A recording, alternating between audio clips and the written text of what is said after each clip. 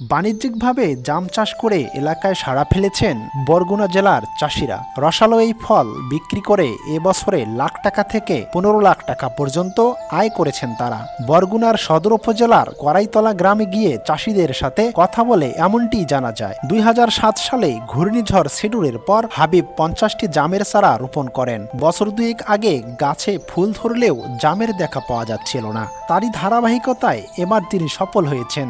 এখনো আমি 6,000 টাকা মন বিক্রি করতেছি। মার্কেটে আমি এর দাম অতটা পাইতেছি যেটা আমি চিন্তাও করিনি, এই হিসাবে আমি দাম পাইতেছি। এর আগে তিনি 90-এর দশকের মাঝামাঝি সময়ে কোরিয়ায় পাড়ি জমিয়েছিলেন, যেখানে কৃষি খামারে কাজ করতেন তিনি। মে মাসের শেষ সপ্তাহ থেকে প্রতিদিন গড়ে 8 মণ থেকে 10 মণ জাম সংগ্রহ করছেন তিনি।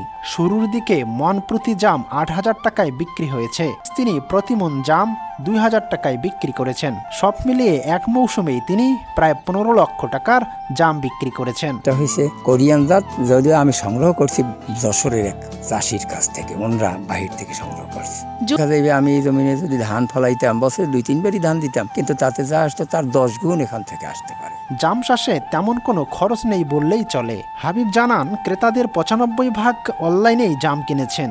বরগুনার শহরের মধ্যে যারা অর্ডার দিয়েছেন তাদেরকে হোম ডেলিভারি আর বরিশাল, ঢাকা, রাজশাহী সহ দেশের দূরবর্তী এলাকা থেকে আসা অর্ডার পৌঁছিয়ে দেওয়া হয়েছে বাস ও লঞ্চের মাধ্যমে। ঢাকাতে এক লোক নিছে, আবার ঝালকাঠিতে ফোন করে, পরশুদিন বরিশালের এক লোক নিছে। ফলন আর দাম ভালো পাওয়ায় বেশ লাভ হয়েছে বলে জানান তিনি। জাম চাষ বিষয়ে পটুয়াখালী বিজ্ঞান ও প্রযুক্তি বিশ্ববিদ্যালয়ের কৃষি অনুষদের ডিন অধ্যাপক আকামা মোস্তফা জামান জানান, ব্যবসায়িক উদ্যোগে উন্নত জাতের জাম বা হাইব্রিড জামের চাষ এই অঞ্চলে না হওয়ায় বাজারে সব জামই দেশি জাতের। আহসান হাবিবের দেখা দেখি আগামীতে অনেকেই হয়তো জাম চাষে এগিয়ে আসবেন বলেও তিনি জানান।